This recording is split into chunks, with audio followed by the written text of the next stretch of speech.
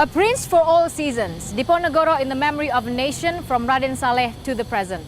I'm Florence Armein. Thank you very much for joining me on The Perspective. I'm at Galeri Nasional today, and joining me is one of the artists who will be involved in the exhibition that is happening from February 6 to March 8, 2015, Astari. Hello Astari, thank you so much for joining us. It's an honor.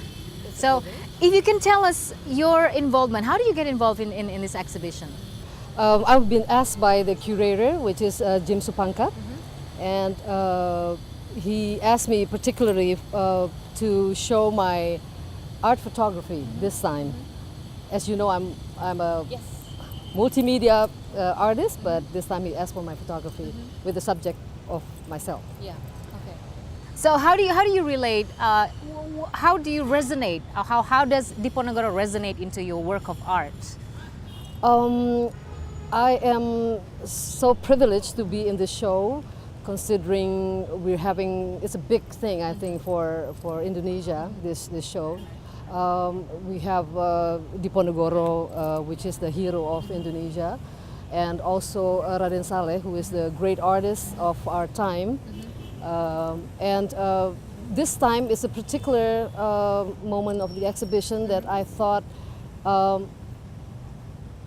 Raden Saleh is seen as a heroic kind of figure too, as an artist, because this time he in the work that is going to be exhibited, which is so special and is just being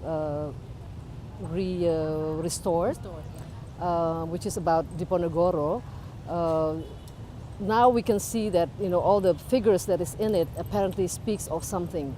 Of the betrayal of this person who are also in the scene, that now we know of, that it's all speaks about the political content in his artwork. This is the painting that tells us a history of what happened back in the day. So how are the preparations at the moment? What are the logistics involved for you into participating in one of the biggest exhibition in Indonesia? For this particular thing, I have been in communication with the curator of what I'm going to show. The artwork that I'm going to show in this show.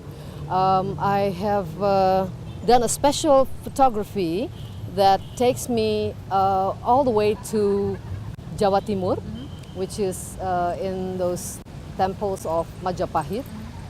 And also in Bromo, where I have all the scenes of all the mountains of Bromo, and I'm riding the horse like Diponegoro.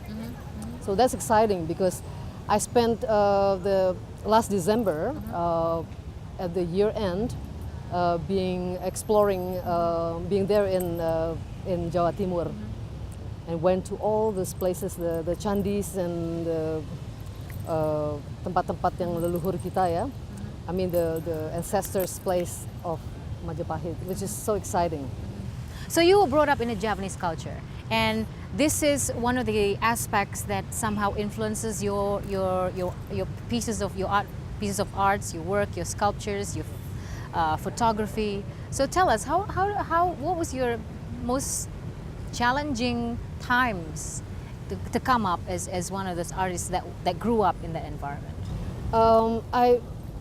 I didn't even realize sometimes when I do my artwork, it always has some content from my tradition. Way back then, I started with always having something, but it doesn't lack of course, the contemporary issues or the global issues, in my artwork.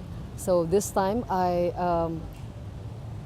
not only this time, but last year, I was invited also to participate in the Venice Biennale, and I also bring